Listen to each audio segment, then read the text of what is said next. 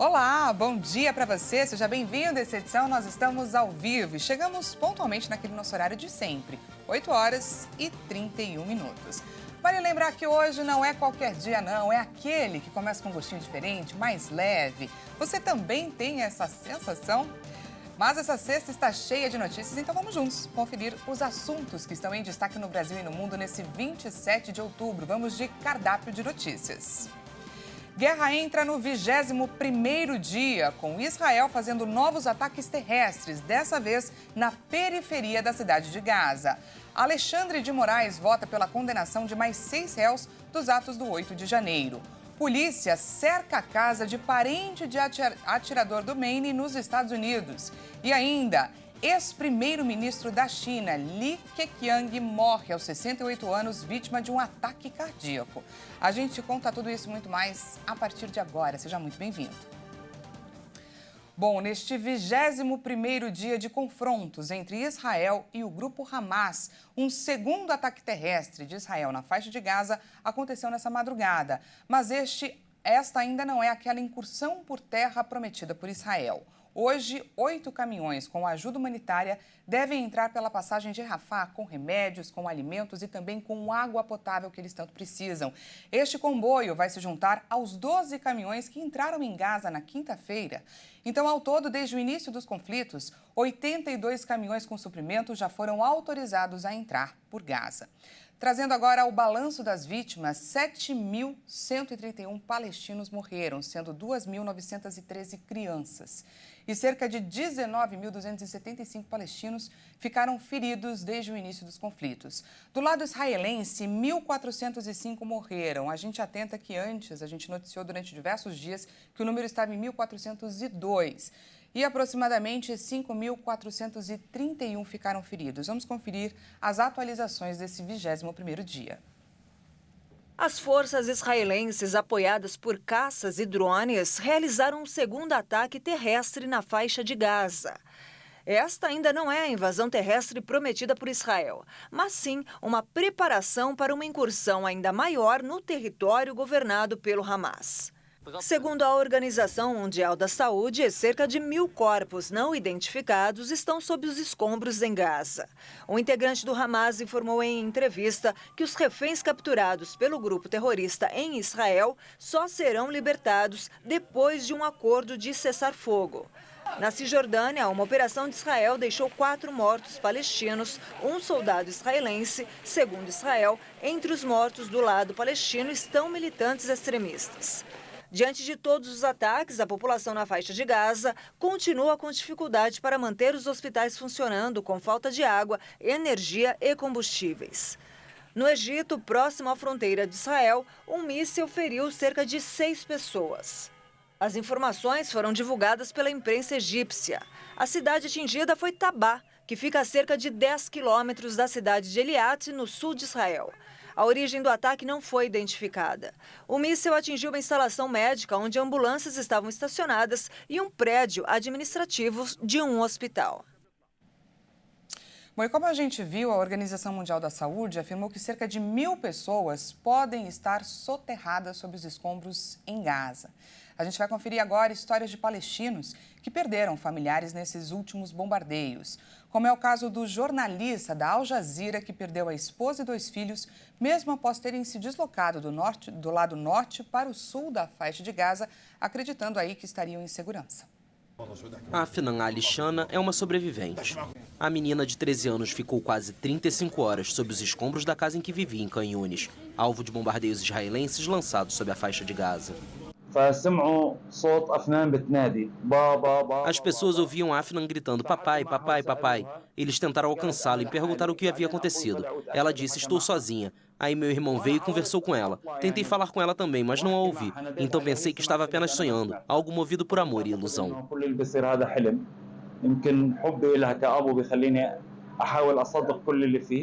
A família já havia sofrido com a guerra. Ahmed, irmão da menina, morreu e parentes estão desaparecidos. Mas ao norte da faixa de Gaza, em Deir al-Bala, a quinta-feira foi de tristeza e despedida. Amigos e familiares enterraram 3 membros de uma mesma família. A esposa e 2 filhos do correspondente da Al Jazeera, Wael Al-Dadu, foram vítimas um dia antes de um ataque ao campo de refugiados de Nuseirat. O que as crianças fizeram de errado? Estão na lista dos alvos? Eles ordenaram que as pessoas se dirigissem para uma zona supostamente segura no sul. Eles estavam hospedados com os parentes na casa deles.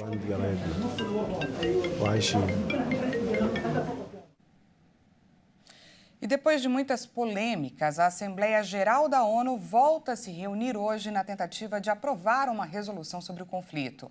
Na reunião desta quinta-feira, não houve votação sobre a resolução que pede por um cessar-fogo imediato em Gaza, que é tanto necessário. Enquanto no Conselho de Segurança, países com assento permanente, como Estados Unidos, têm poder de vetar as resoluções na Assembleia Geral, basta o voto da maioria dos países para que um texto seja de fato aprovado. E uma nova resolução do Brasil sobre a guerra entre Israel e Hamas deve ser apresentada na próxima semana no Conselho de Segurança da ONU. O Brasil espera consenso para a 5ª resolução sobre Israel-Hamas a ser apresentada no Conselho de Segurança da Organização das Nações Unidas. O Itamaraty está preparando uma nova resolução sobre a guerra que possivelmente deve ser finalizada neste fim de semana. A última negativa ao texto do Brasil foi feita pelos Estados Unidos, que vetou a proposta. O chanceler Mauro Vieira afirmou que o novo texto vai trazer a mesma temperatura que os outros 4 já apresentados. A urgência, segundo os diplomatas, é fechar um texto que aborde a situação humanitária dos reféns e dos civis palestinos de Gaza. A diplomacia brasileira ainda reconhece que o maior desafio está em entrar em consenso sobre o trecho que diz respeito ao direito de defesa de Israel. Essa deve ser a última tentativa de acordo com o Brasil à frente do Conselho de Segurança da ONU. O país permanece na presidência rotativa até o dia 31 de outubro. O brasileiro Hassan Said Rabi, que integra o grupo que tenta deixar a faixa de Gaza, disse que o presidente Lula está fazendo o máximo possível para retirar ele, os familiares e todos os outros cidadãos que continuam isolados na região do conflito. O presidente tem conversado com representantes de vários países e com os brasileiros por videoconferência. Quem traz para a gente os detalhes é o nosso repórter Ângelo Nascimento. Vamos ver. Segundo o comunicado da Secretaria de Comunicação da Presidência da República, o presidente Lula participou de 2 videoconferências nesta quinta-feira. A primeira, então, ele conversou com familiares de pessoas que não têm nacionalidade brasileira e disse que o Brasil está à disposição em relação à ajuda humanitária. Ele também demonstrou preocupação na demora do cessar-fogo e também daquelas pessoas que estão sendo feitas de reféns ali pelo Hamas. Já no segundo contato, então, o presidente conversou com brasileiros que estão ali na faixa de Gaza e familiares também. Eles relataram questões bastante comoventes, ao chefe do Executivo Nacional. Primeiro, eles relataram escassez, não só de água, mas também de alimentos e os constantes bombardeios. O que eles também percebem que, na maioria dos casos, quem mais tem morrido são justamente ali crianças. Lembrando, inclusive, que o presidente Lula tem falado constantemente, ali em diálogo, claro, com o Palácio do Itamaraty, sobre a discussão, as negociações com o Egito para poder liberar o corredor o quanto antes humanitário para poder trazer esses brasileiros que estão ali na faixa de Gaza e alguns até mesmo que já conseguiram sair. Um detalhe, esses brasileiros que conversaram hoje com o presidente disseram que estão aguardando a ajuda o quanto antes e querem deixar o país ali por conta desse conflito assim que for possível, então, o envio de uma ajuda, o envio de um resgate. Quem participou hoje dessa reunião, então, com o presidente da República ao lado ali durante essa videoconferência foi o assessor especial da Presidência da República de Assuntos Internacionais para Assuntos Internacionais, o ex-ministro Celso Amorim, e também ali a assessora especial do presidente Clara Ante, além do líder do governo lá no Senado Federal, Jacques Wagner. A gente segue acompanhando, a gente lembra, que o governo brasileiro, juntamente com a FAB, enviou diversos ali aviões para poder resgatar brasileiros, mas agora encontra essa dificuldade daqueles que estão na faixa de Gaza, conseguiram deixar, mas porque depende de fato então da abertura desse corredor humano aí por parte do governo do Egito, tem que chegar no consenso e por enquanto não tem, mas as negociações envolvendo aí os 2 países, elas são constantes. E mudando de assunto, o ministro do Supremo Tribunal Federal, Alexandre de Moraes, votou para condenar mais 6 réus pelos atos do dia 8 de janeiro. As ações vão ser julgadas virtualmente até o dia 7 de novembro. Por meio do sistema eletrônico do STF, os ministros julgam mais 6 acusados de terem praticado atos extremistas do 8 de janeiro em Brasília. O ministro Alexandre de Moraes votou pela condenação dos acusados pela Procuradoria-Geral da República com penas de 14 a 17 anos de prisão. As votações serão analisadas no plenário virtual até o dia 7 de novembro. Em julgamento virtual, não há discussão sobre as decisões. Se há um pedido de vista, o julgamento é suspenso. Já quando ocorre um pedido de destaque, a decisão é levada ao plenário físico da Corte. Em setembro, o Supremo condenou os primeiros 3 réus pela invasão e depredação da sede dos 3 poderes a cumprir penas de 14 a 17 anos de prisão em regime inicial fechado. Segundo o Supremo, a Corte analisa e julga cada ação penal de forma individual. Até o momento, já foram julgadas 20 ações penais e, além disso, o Supremo recebeu 1.345 denúncias contra os indivíduos. E ainda falando sobre o Supremo Tribunal Federal, foi decidido nesta quinta-feira que os bancos vão poder tomar os imóveis das pessoas que estiverem inadimplentes sem precisar ir à justiça. A medida vale quando o bem é dado como garantia do financiamento. Entre os 7 ministros que seguiram pela constitucionalidade do procedimento junto ao relator ministro Luiz Fux estão Cristiano Zanin, Alexandre de Moraes, Dias Toffoli e Gilmar Mendes. Fux citou impactos sociais e econômicos de eventual derrubada do dispositivo que garante o leilão do imóvel sem passar pelo judiciário, alegando que poderia significar um retrocesso ao cenário de insegurança jurídica que culminou na grave crise habitacional enfrentada pelo país antes da criação da lei. Já o ministro Edson Fachin e a ministra do STF, Carmen Lúcia, divergiram, alegando que o procedimento é inconstitucional. A regra discutida pela Corte está em uma lei de 1997, em que a pessoa que contrata o financiamento tem o direito da posse enquanto estiver pagando as prestações. Em caso de inadimplência, seguidas algumas regras, o banco pode retomar o imóvel e submetê-lo diretamente a leilão, sem passar pela justiça. Os contratos do sistema financeiro e imobiliário têm juros fixados de acordo com os riscos de inadimplência e a possibilidade dos bancos reaverem os imóveis em caso de atraso no pagamento. E veja a seguir, polícia cerca a casa de parente de atirador do Maine nos Estados Unidos. E ainda, ex-primeiro-ministro da China morre aos 68 anos vítima de um ataque cardíaco. Nós voltamos já, não perca!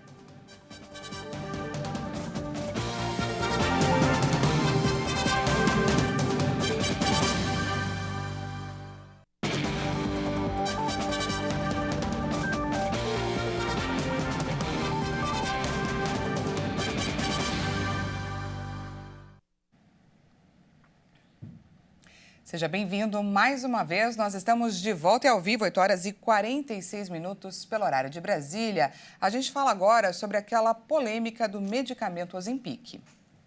Nessa semana, a autoridade sanitária da Áustria emitiu um alerta após diversas pessoas terem sido hospitalizadas com quadros graves de hipoglicemia e convulsões por terem utilizado unidades falsificadas do medicamento Ozempic, que é indicado para tratar pacientes adultos com diabetes tipo 2 não controlada. Mas a prática ilegal não está restrita apenas à Europa. Aqui no Brasil, a Agência Nacional de Vigilância Sanitária, Anvisa, apreendeu ao menos 2 lotes do medicamento. Quem traz para a gente mais detalhes é o nosso repórter, Leonardo Félix. Em território europeu, os relatos são de manipulação ilegal da substância e de utilização de formatos não autorizados, como implantes. Aqui no país, o medicamento ficou popular pelo uso para perda de peso.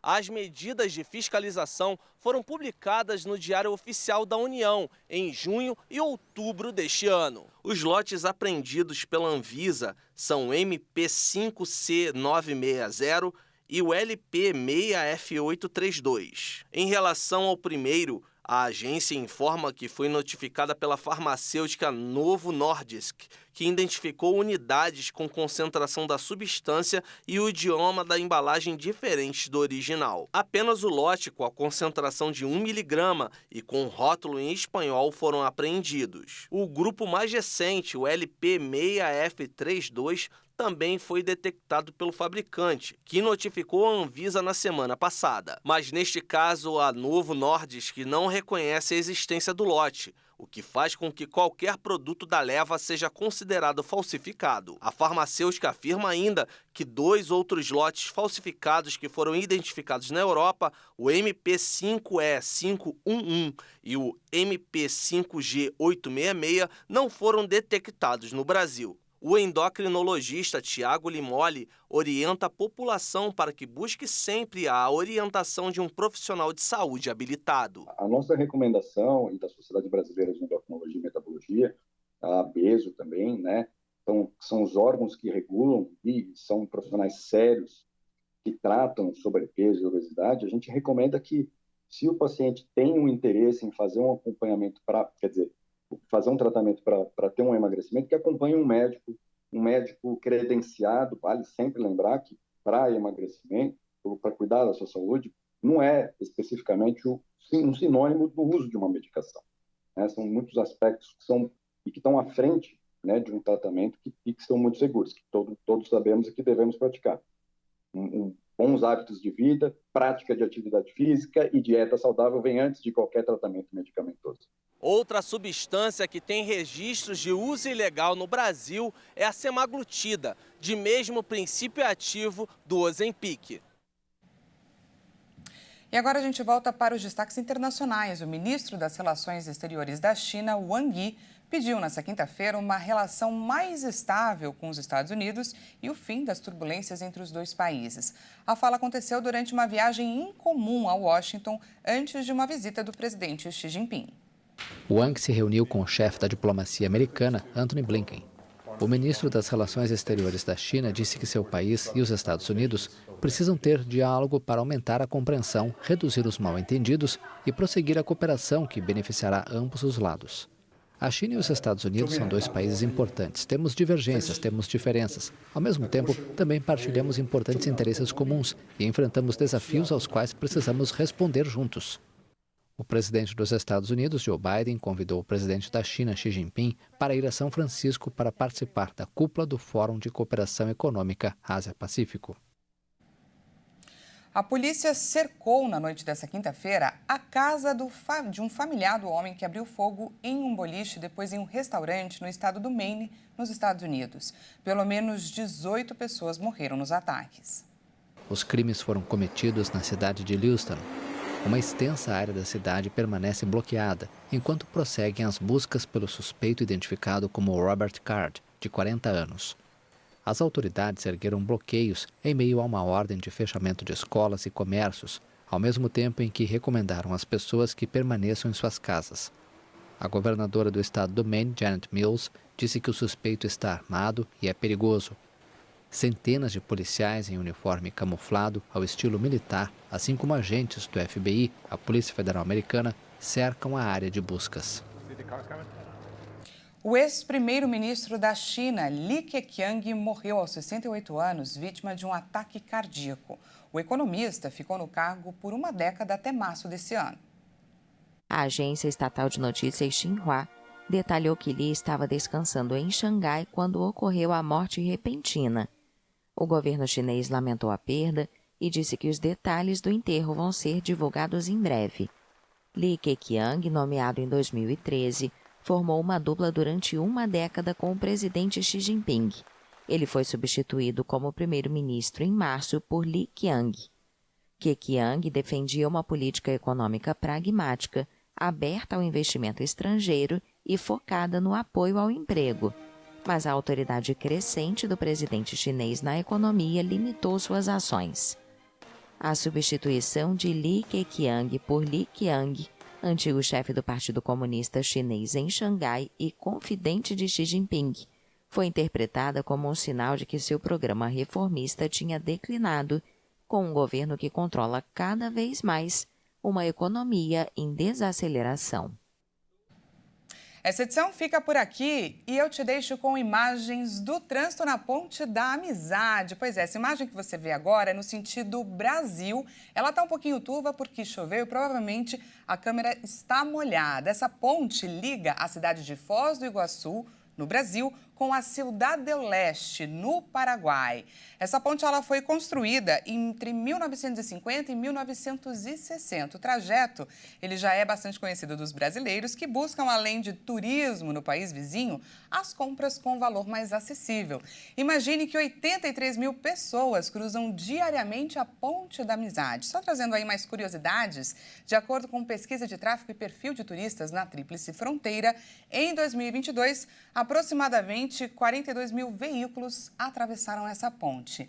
Apesar de estarmos vendo aí muitos carros, são as motocicletas que são utilizadas aí como principal meio de transporte por lá. Ou seja, haja fôlego porque essa ponte é bastante extensa, como você pode ver aí na sua imagem. Agora, então, são 8 horas e 53 minutos pelo horário de Brasília do dia 26 de outubro. Ou seja, o Natal está chegando aí, já é época de você se esquematizar para as compras. Então, eu te pergunto, você encararia esse trânsito para comprar produto a preço mais acessível? Por que não, não é? Se o objetivo é fazer boas compras. Muito obrigada pela sua companhia. Eu volto à 1 da tarde e espero por você. Até já!